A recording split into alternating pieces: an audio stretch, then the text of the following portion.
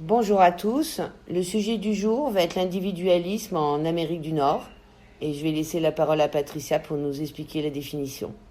Bonjour tout le monde, j'espère que vous allez bien. Donc, aujourd'hui, un sujet très intéressant. Pour commencer, la définition de l'individualisme. Qu'est-ce que c'est? L'individualisme est un comportement exclusivement négatif, inspiré par la médiocrité et le ressentiment. Il ne consiste pas à chercher l'élévation, l'épanouissement, mais à empêcher les autres de s'élever, à étouffer l'épanouissement des autres qui sont ressentis jalousement comme une concurrence.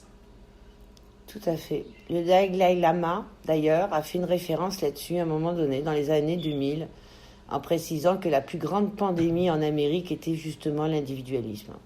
On trouvait que ce sujet était suffisamment important puisqu'aujourd'hui, je crois qu'on en voit fondamentalement les effets. Au niveau de l'individualisme, il serait intéressant d'en voir déjà la naissance. Comment arrive cet individualisme et pour quelles raisons? Et là, ça va nous imposer de parler du persona. Le persona, c'est ce qu'on appelle aussi l'ego. Cet ego naît en fait très jeune, vraiment très jeune. Nous incarnons tous dans un monde où finalement il n'y a pas d'amour. Même si notre famille a des vertus, des qualités, quelle que soit la bonté ou pas de nos parents, veut pas, nous nous incarnons dans un monde où fondamentalement il n'y a pas d'amour. Pour pouvoir survivre dans ce monde de non-amour, nous créons un personnage qu'on va appeler persona ou masque. C'est aussi des masques en fait qui nous permettent de survivre et de passer cette période très difficile qu'est l'enfance avec l'amour à condition, l'amour sous condition, ou tout au moins toujours pas un amour inconditionnel. Ce persona va se durcir et va créer finalement un rejet, un éloignement de l'autre. Ce persona est vraiment la base même de l'individualisation ou de ce moi, le moi égotique, le moi qui s'exprime. Ce persona est vraiment important, c'est sûr, ça nous a permis tous de survivre pendant cette période d'enfance, cette période où on doit se définir.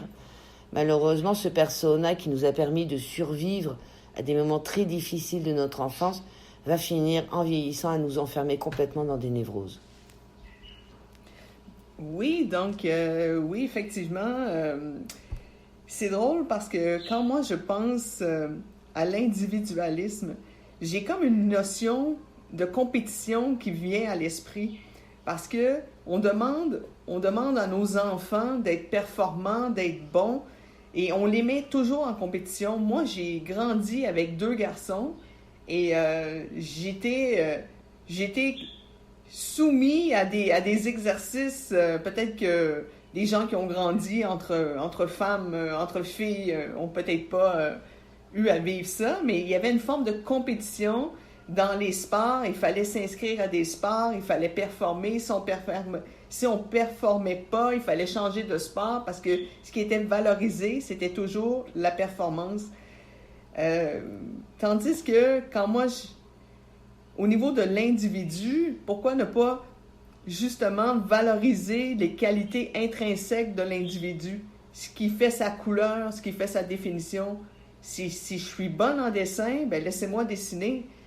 Si je suis bonne au tir à l'arc, laissez-moi faire du tir à l'arc. Inscrivez-moi pas au patinage de vitesse. Il y a aussi, je sais pas pourquoi, ça me renvoie à cette notion de compétition, de vouloir faire des champions de tout le monde. Je pense que tu as vraiment raison, oui, de soulever ce point-là. Puis d'autant que le personnage, il faut comprendre que, on va dire, cet individu qui crée ce personnage de survie va inévitablement rejeter les autres, donc rentrer en comparaison, donc rentrer en rejet. C'est vraiment le principe de la survie qui rejette tout ce qui l'entoure et qui va systématiquement rentrer en compétition. Compétition de pouvoir, compétition d'argent, compétition de valeur, de diplôme. On est vraiment dans quelque chose de très mortifère, de très blessant pour l'humain, puisqu'à travers ce personnage, l'humain a complètement oublié de s'exprimer dans sa propre vérité. Il s'est tellement éloigné de sa vérité et de toute possibilité de grâce, c'est-à-dire d'une inspiration simple, divine éventuellement, mais d'une inspiration simple. Le mental égo est toujours en train d'exprimer un manque, un rejet, un pas assez, une insatisfaction. Le persona ego est toujours dans un aspect de la peur. D'ailleurs, c'est l'expression même de la peur.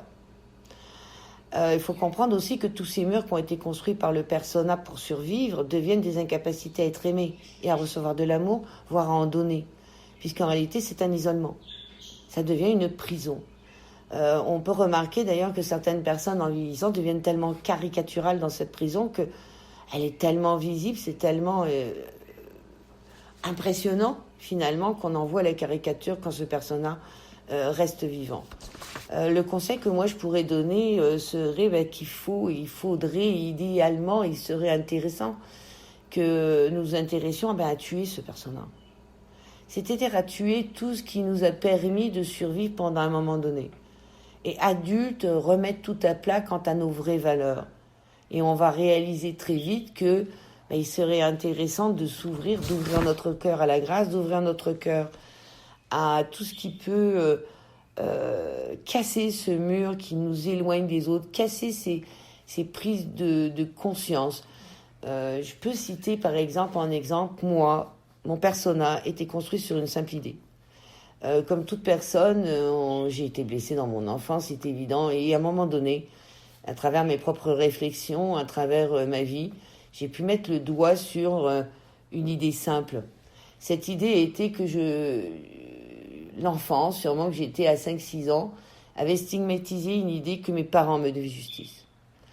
Et j'avais construit tout un personnage sur cette structure de pensée. Il m'a fallu des années pour revenir à la base de cette émotion qui m'avait pris cette décision, qui avait construit mon personnage égo. Et le jour où j'ai pu mettre le doigt sur cette émotion qui m'était propre, qui n'était pas obligatoirement liée au mal qu'on m'avait fait, mais qui était tout autant la décision que moi j'en avais prise, il a fallu que je l'étende, il a fallu que je le détruise pour moi retrouver la paix. Tant que je n'avais pas mis le doigt sur cette émotion première, il était impossible pour moi de guérir et de retrouver une paix intérieure. C'est drôle parce que je regarde, quand je regarde individualisme et je regarde ce qu'on a vécu collectivement au cours de la dernière année, je ne peux m'empêcher de penser ou de faire référence à une certaine insensibilité au malheur des autres. Donc, je crois que c'est un point très important parce que si on n'avait pas d'aînés qui vivaient dans les résidences pour personnes âgées, on regardait ça de loin puis on se disait « Oh mon Dieu ». On avait une certaine insensibilité parce que ça se passait ailleurs, ça se passait pas dans notre salon, ça se passait pas dans notre maison. Mais quand on a des personnes âgées dans notre entourage propre qui tombent malades, qui tombent dans un... qui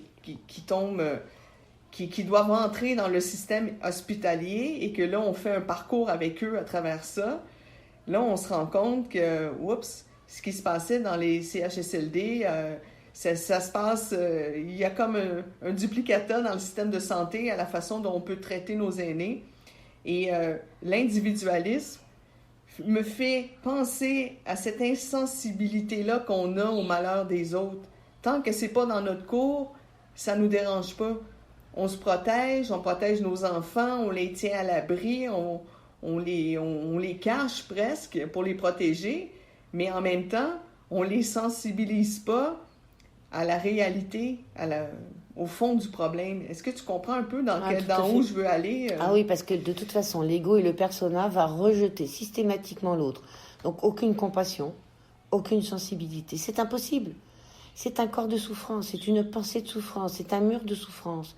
Nous montons des murs de souffrance, nous retenons des souffrances, et ces murs de souffrance, ces souvenirs de nos souffrances, sont là au début pour nous protéger, sauf qu'à un moment donné, qu'en vieillissant, ça nous éloigne des autres. Donc aucune sensibilité sur, effectivement, la peine des autres. C'est l'inverse du collectif, c'est l'inverse de l'empathie, du soutien, du partage, de l'entente, de l'appréciation même de la singularité de l'autre. Dès que quelqu'un va vous arriver avec sa singularité, vous allez vous sentir attaqué. Le personnage déteste l'amour. voit l'amour comme un danger, comme la mort de son persona, comme la mort de l'ego. L'amour est un danger pour les personnes qui sont prises, enfermées dans ce personnage-là.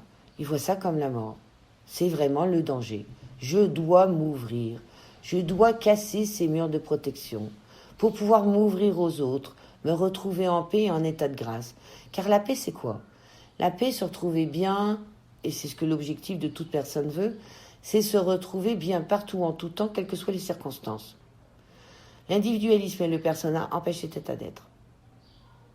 L'individualisme n'est que comparaison, jugement, éloignement, protection. Donc je dois vite analyser l'autre pour m'en protéger au cas où il aurait une intention de vouloir m'attaquer. C'est l'idée première que de toute façon le monde extérieur est un danger, est une attaque, est un risque. Il n'y a aucune protection. C'est le danger suprême. Donc oui, je suis d'accord avec toi, Patricia. Oui, et on vit également, on nous a inculqué la peur de l'autre. L'autre est différent, l'autre a une différente culture, une différente couleur, une différente approche. On a comme dans notre éducation une certaine méfiance face à l'autre, une certaine peur même. Et c'est vraiment, si ça en est flagrant, moi j'habite dans un quartier de Montréal où je me plais à dire que c'est les Nations Unies qui sont réunies. Et quand je suis déménagée dans ce quartier, ma mère était complètement paniquée. Elle dit, t'as-tu vu le monde dans ton quartier? Je dis, oui, je trouve ça le fun. Hein? T'as-tu vu le monde dans mon quartier? Toutes les couleurs. Là, elle dit, mon doux. Elle était vraiment paniquée. Mais finalement, j'ai dit à ma mère, j'ai dit, regarde, j'ai dit, c'est drôle, hein? J'ai dit, le matin, là, ces gens-là, ils sont dans la rue pour mettre les enfants dans les autobus scolaires. Après ça, ils s'en vont travailler. Et il y a toujours quelqu'un de la famille qui attend à 3h30 sur le bord du trottoir pour récupérer les enfants. Puis, si tu viens dans mon quartier à 5h, mais tu ne pourras pas stationner parce que tout le monde est revenu de travailler puis il n'y a plus de place de stationnement. Donc, c'est vraiment cette notion-là que... La notion de la famille que tu veux soulever? Je veux soulever... c'est plus la notion au niveau de la peur de l'autre, de vraiment de l'individu qui est différent de nous parce qu'il vient d'ailleurs, il y a une différente culture, mais faut pas oublier que ces gens-là mangent, travaillent, ont des enfants et font leur épicerie à toutes les semaines. Là. Il y a pas grande différence, là, à part les odeurs de barbecue là, pendant l'été, là, avec les différentes épices que moi je trouve savoureuses, que j'ai le goût de demander « Hey, t'as pris ça où? » Mais bon, c'est... J'ai fait un détour parce que pour parler du collectif, de parler de l'autre, pour sortir de l'individualisme, justement, le moi, puis d'avoir peur de l'autre. C'est un peu pour ça que j'avais envie de... Oui, c'est un beau sujet parce qu'effectivement, moi aussi, je trouve que ça serait intéressant... même si dans l'individualisme ou dans l'individualisation, il y a quand même quelques vertus, bien que je chercherais bien où vraiment, mais toujours étant, c'est que le collectif a encore sa valeur et aura toujours sa valeur. Dans des périodes de pénurie ou quand il y a eu des tremblements de terre comme Haïti ou différents événements comme ça, on a pu voir que tout le monde a glorifié le soutien à la collectivité, le soutien de la collectivité et l'entraide. Donc ça montre bien que dans des périodes de pénurie ou de difficulté, finalement l'humain, même l'individu, retrouve quand même cet esprit collectif. Et on va espérer, sincèrement, que le Québec et l'Amérique du Nord puissent retrouver cette ferveur sans passer par un tremblement de terre ou par quelque chose de vraiment trop difficile. Donc ça serait vraiment une invitation à s'ouvrir au collectif, s'ouvrir à peut-être vos voisins, réapprenez à leur dire bonjour, peut-être apprendre qui ils sont. Vous serez sûrement très surpris de voir que c'est beaucoup plus agréable, surprenant que vous ne l'auriez pensé. Développer dans vos quartiers peut-être des rencontres, retrouver cette notion collective dont d'ailleurs le Québec était quand même très fort. Vous aviez des réunions de famille qui étaient énormes. Vous aviez un collectif qui est très très fort, qui a quand même disparu ou plus ou moins disparu à travers à peine une ou deux générations. Donc je pense que c'est pas assez loin ou assez long dans le souvenir pour pas retrouver ce plaisir de se retrouver ensemble et perdre un petit peu cet aspect du persona ou du loup qui portent des masques, dans l'hypocrisie pour se protéger. J'inviterai tout le monde peut-être à aller vers une plus grande authenticité. Authenticité de vos vérités, de vos sentiments, de vos ressentis. Voilà ce que j'aimerais inviter, moi en tout cas, pour peut-être un avenir meilleur. Et moi, j'aurais simplement envie de vous dire de tenir la porte quand quelqu'un arrive avec des paquets, ou les bras chargés, ou avec une poussette avec 2 bébés. Moi, j'habite dans un immeuble où, ça m'arrive souvent de tenir la porte, mais c'est drôle parce que maintenant, j'ai rencontré plein de voisins en tenant ma porte, en tenant la porte. Là, bonjour, bonjour, mon doux, vous êtes grand-mère, c'est merveilleux. Et tout ça est arrivé en tenant la porte. C'est ça, des petits gestes, juste des petits gestes. On va vous souhaiter une belle fin de journée et on espère que vous aurez apprécié le partage de notre conversation. Merci à vous. Bye Bonne fin de journée. Au revoir.